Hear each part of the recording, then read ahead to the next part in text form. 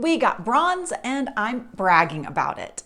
Hey everybody, it's Alyson Wahl with Live South Denver, your real estate strategist and realtor for the South Denver area. Colorado ranks third in Wallethub's 2023 Best Places to Retire. Who beat us? Well, Virginia ranked number 1 and Florida ranked number 2. So I will absolutely not complain about falling in line right behind one of the absolutely most popular places in all of the United States to retire. So why does Colorado fare so well as a retiree destination? The list of pros could be so long, but here are the main reasons. First up is outdoor lifestyle paired with the weather. I don't really think I can separate the two. People move to Colorado for that access to trails and open space, those potential views to the mountains from their home, places to golf and bike and play tennis, all while not socked into that 80% plus humidity that is so common in the South. And I know, because the South is where I moved from to escape that 80% plus humidity.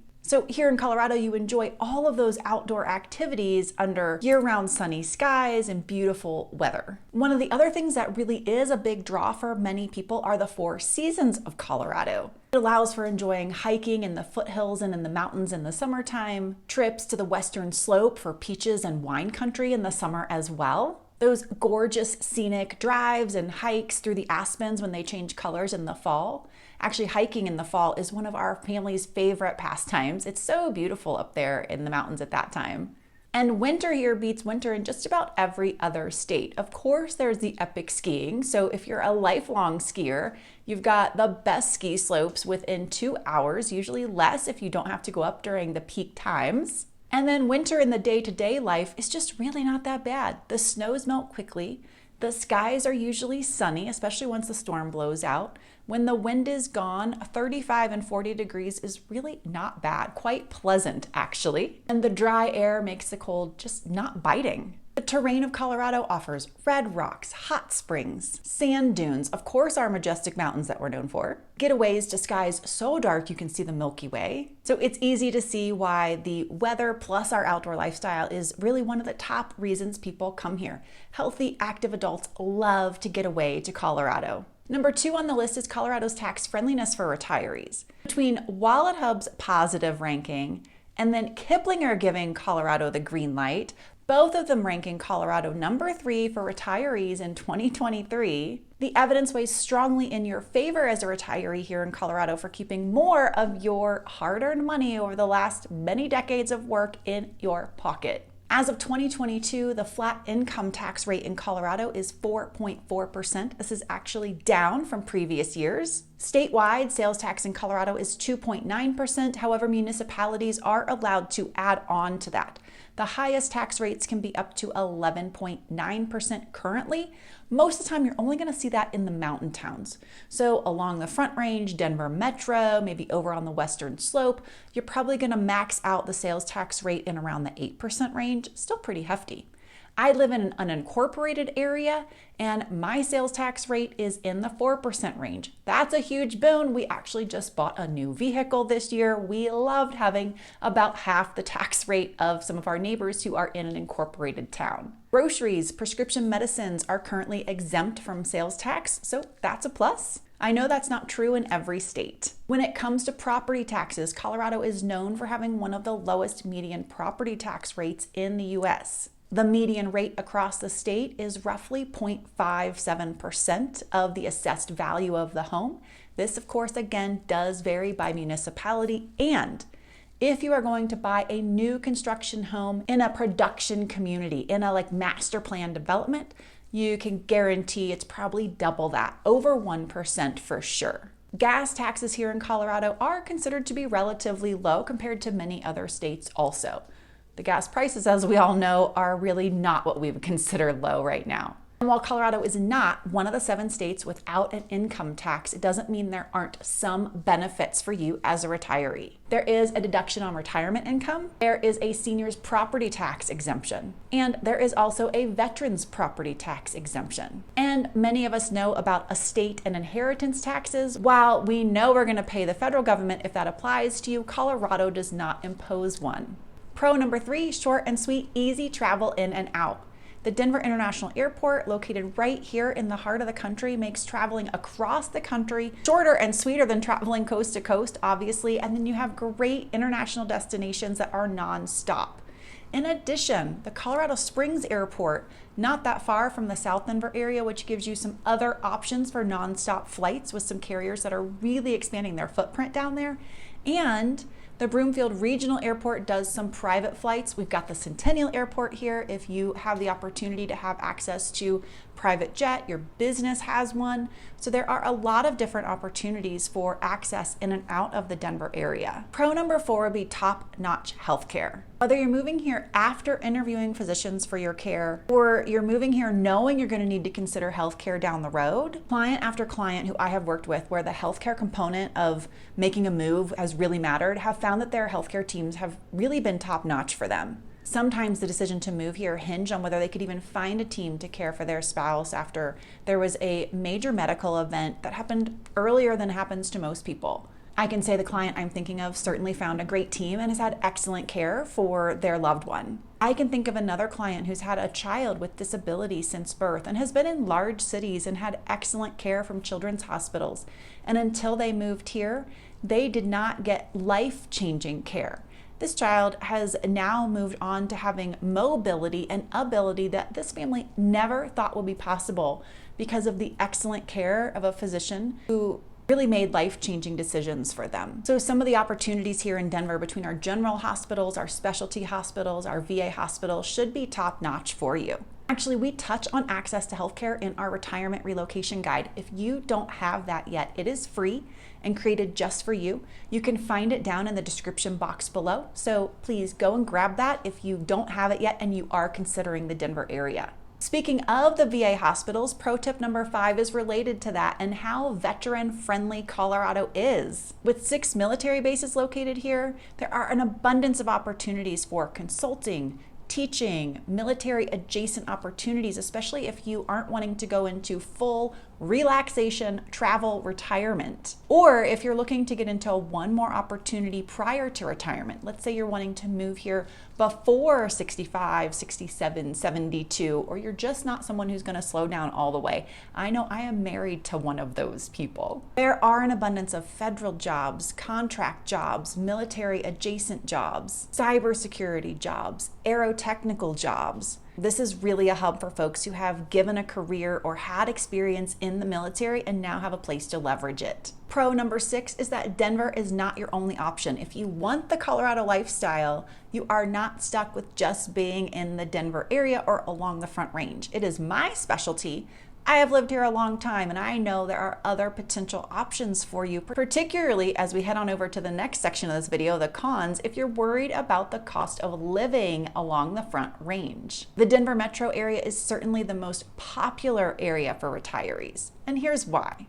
Loads of suburbs and towns to choose from. You don't have to be right close to the city. You can certainly be a little bit farther away, even up to 45 minutes outside of the city. You're still close to the airport. You have got the best access to healthcare when you're in the metro area. Fantastic dining options, both in Denver and in Boulder and in all the cute little towns that have built and are creating these awesome downtown areas that are walkable. And also all of the arts that are a part of downtown, right? The Performing Arts Center, the museums, the art installations that come through, the concerts, and just shows in general. But if you're coming here primarily for a weather and outdoor lifestyle, you may not necessarily need to be right in the Denver metro area. You could consider northern Colorado, which would be Fort Collins, Windsor, Loveland, even Greeley. You might want to move a little south of the metro area, Colorado Springs, Monument. You may even want to consider Pueblo. It does look a little bit more like New Mexico. You're getting into a lot more of the flat area of Colorado down there, but it still might work for you. And we've got the Western Slope area, Grand Junction, Fruita, Montrose. Fort Collins, Loveland, that northern Colorado area are just a little over an hour away from the north edge of Denver and the city. And once that toll road gets finished up, if you are going to choose to use the toll road, it will certainly be a much smoother commute into town. Colorado Springs is roughly the same thing, about an hour from the Springs into the heart of downtown. I would say it's a little bit shorter commute from Colorado Springs to Denver than it is Fort Collins to Denver. And I feel like the flow is a bit smoother. It's a bit easier drive to go from Colorado Springs to Denver than the other way around. The north side always just feels a little bit more congested. But either way, there is a toll lane that runs pretty much from Colorado Springs to Fort Collins once we get that complete. There's a few pockets where they take that toll lane away, but you have the option of paying to get a smooth flow from Fort Collins to Colorado Springs if you so chose. My team and I serve both these areas. They're definitely not ones to be overlooked. Now, Grand Junction is not a short drive from Denver. We are talking hours. It is the other side of the state to the west. You're much closer to Utah. You are not going to be flying out of DIA very easily. You're going to use the healthcare systems over there. It's a whole different world. The weather is drier. The weather is a bit hotter in the summer. It can get a little bit colder in the winter. It's a little more desert climate over there, but you're certainly going to pay less for a home. The median price for a home in the Grand Junction area was $400,000 at the end of 2022. The median price in Denver for a home at the same time was $550,000. All right, that seems like a fair lead-in into the cons of living in Colorado. So let's just start off with the cost of living. The cost of living here can be a bit of a pill to swallow. By most sites and sources, Denver is considered the most expensive inland city to live in the United States. Most of that is attributable to the cost of housing here. The median sold price for a single level new construction home in the South Denver area was $700,000. That home would be about 2,000 square feet on the main level, have about 3,200 total square feet, that means basement included, and most of those homes would not have had a finished basement. The median price per square foot above grade, meaning from the front door up, we're not talking about the basement, would be $380 per square foot.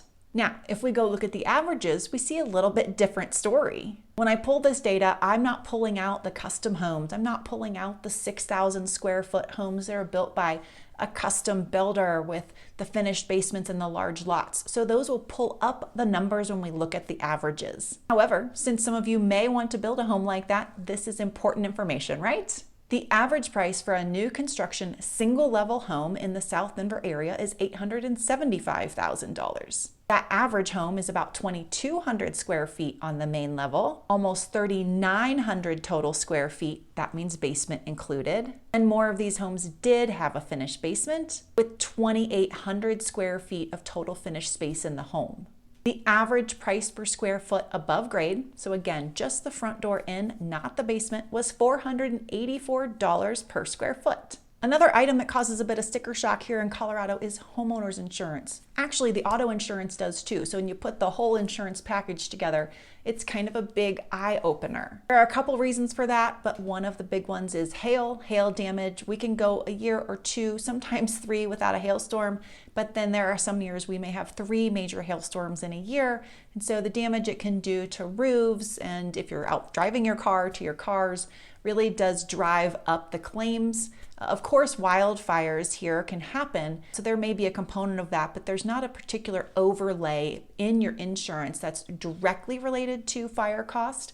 So much of it is about the hail damage and just the general cost of insuring in Colorado. Specific to 2023, I am hearing some complaints about energy bills. That seems to be a nationwide issue after the quite cold year we've had, and the cost of purchasing natural gas. So the energy companies are passing those costs directly on to their consumers, which they are able to do. Energy rates are not fixed, as you probably well know. The interesting thing is there's been such a push for solar, of course, wonderful thing, but the solar component on your home is not going to fix the natural gas part of your bill. Here locally, Xcel Energy is our primary energy provider, though not our only one. I will say you do not get a choice of your energy provider though. So you don't get to go into an area and pick between our energy providers. There is one per area. Xcel Energy has raised their base rates also.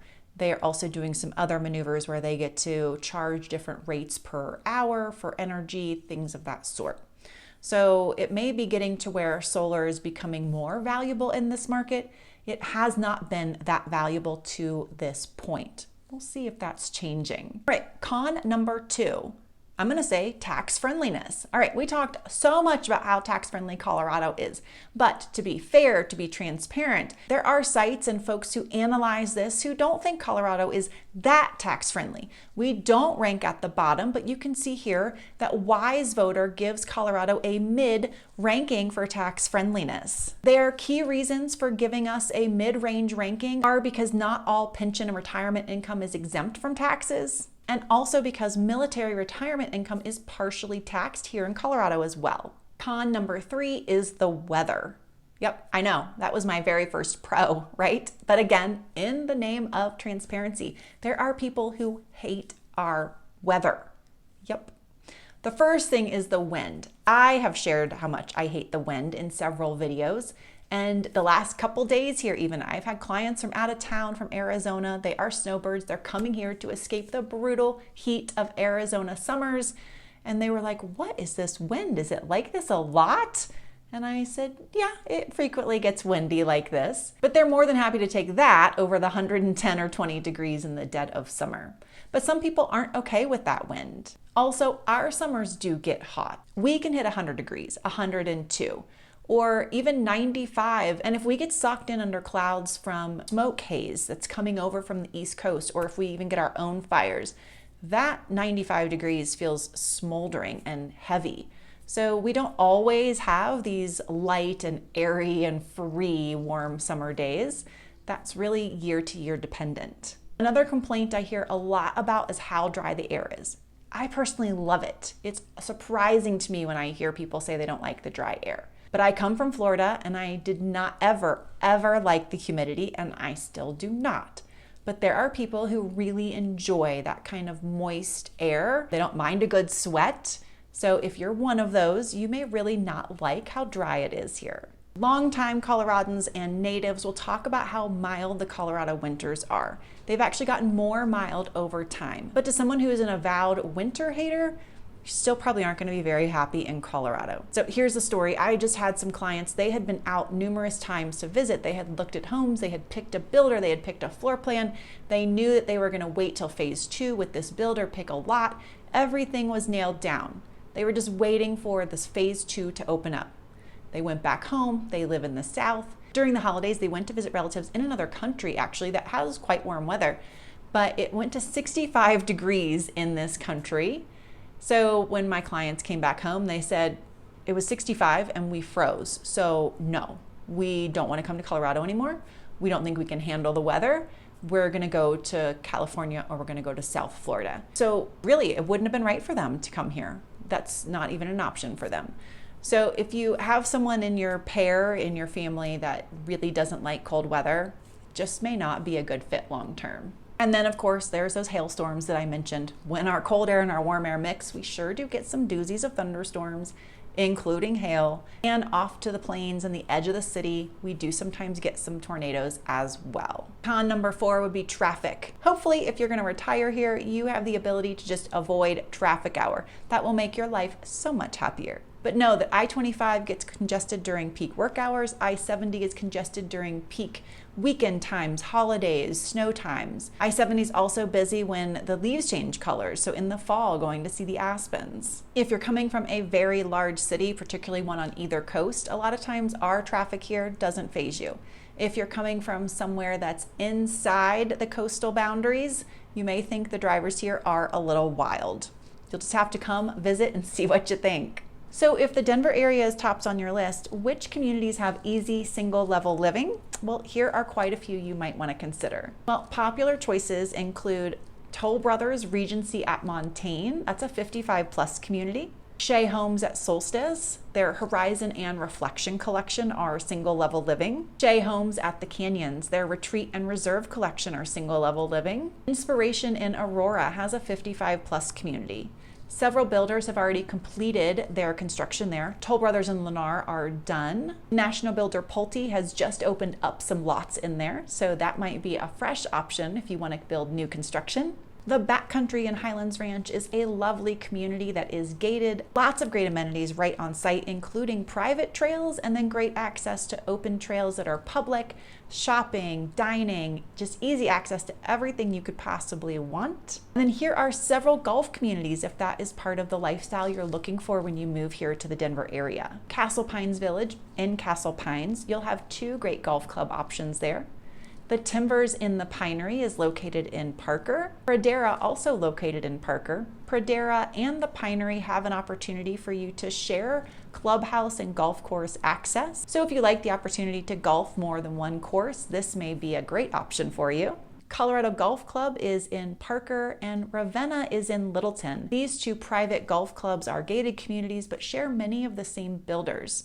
So if you really like a grand and large with large lot style home, you might like either of these locations. There are an abundance of other opportunities. This is just a touch and a flavor of particularly what's new in the area. There are established and mature homes as well. So if you want something that already has landscape put in, some larger trees, maybe some more privacy, I'm happy to chat about that as well. Questions about retiring in the area, please reach out. You know, I would always love to chat. And I will see y'all next week.